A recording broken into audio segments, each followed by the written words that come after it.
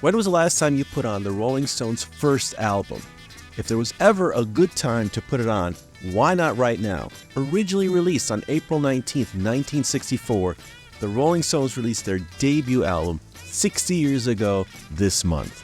The first album is incredibly unique, and for a lot of people, it may not sound like the usual Stones you're accustomed to.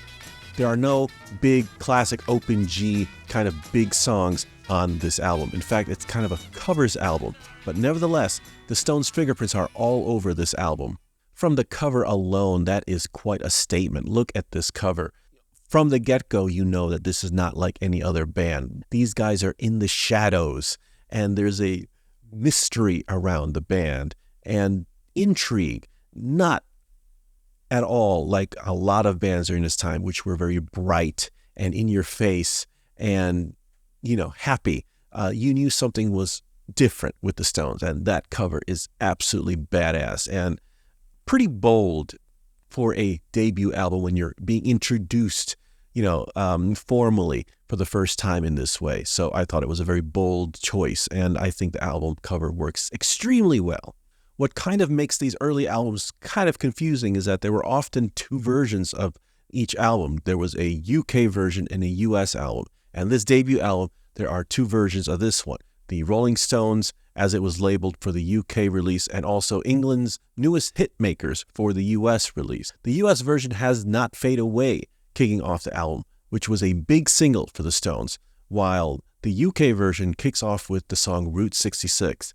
To me, there is no better song for the Stones to debut themselves with than Route 66, a song that name checks all these places across the United States. And to me, that's a perfect representation for the Stones and their music. Their music really was a tour of all different parts of the United States, from rock and roll to blues to country and gospel. These were all deep-rooted seeds for the Stones, and for their first song on this album to be Route 66, which is a tour across the U.S., I couldn't think of a better song to really sum up the Stones in one go. And it's a rollicking, great rock and roll version of this song that really holds up even today. Where it goes from St. Louis down to Missouri, Oklahoma City looks so pretty, you'll see. Amarillo and Gallup, New Mexico, Flagstaff, Arizona, don't forget Nona, Big Sun, Moscow, St. Bernardino, 1, 2. And on the U.S. version of this album, the album actually kicks off with the great Not Fade Away. To really appreciate what the Stones did with this song, you really must go and listen to Buddy Holly's original version. The two versions are night and day, and what you hear the Stones doing on this version is really representative of what they're doing on a lot of these covers, and really what they do throughout their career is they'll take a song, dismantle the rhythm part of the song, and really put in their own flavor, their own vibe into the song, and Not Fade Away is a great example of that. Buddy Holly's original is an absolute classic. It moves in a very swift and smooth kind of way. I'm gonna tell you how it's gonna be. Are you gonna give your love to me? I wanna love you night and day. Like I said, the Stones take that and repurpose it and really infuse it with this very heavy rhythm. It's kind of like a tribal stomp that is via the classic Bo Diddley sound. So they marry these two things together and really drive the rhythm home. And to me, that's what the Stones are. They're really experts and aficionados, if you will, of rhythm. That really is their forte, and their antennas are really sharp when it comes to picking up rhythms.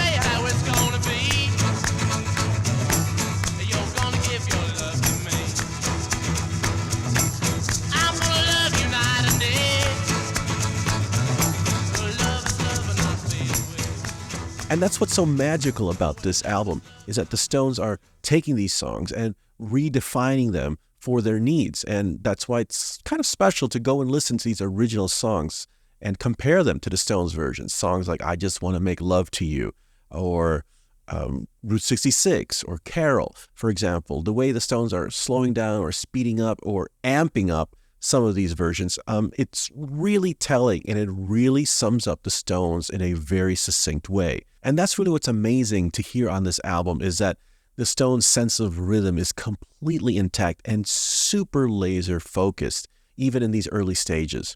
The Stones would only continue to mature in this way, but even in these early stages, you can see where the Stones' strengths are. ABKCO just put out a very special edition for the 60th anniversary that was out during Record Store Day. If you were lucky enough to grab one, it was a special colored vinyl and a numbered release. I've said this before, but this period is extremely fascinating, especially if you're used to the more classic era of the Stones. And you might come across a bit of a learning curve with this period because it may not sound like anything you're used to. The recording process was much different from what it eventually became during the Jimmy Miller years. But nevertheless, these songs are jam-packed with energy and personality, and all the things that we love about the Stones are still extremely present in these early takes. The album packs quite a punch, and it's super fun to listen to. And again, if it's something you haven't heard in a while or maybe never heard before, I highly suggest you giving it a spin, because I think this is a good time to put the album on, especially for its big 60th anniversary. If you're not subscribed yet, please consider hitting subscribe and the like button. Any interaction really helps the channel in a huge way. Thanks for watching, and we'll see you next time on Hangfire.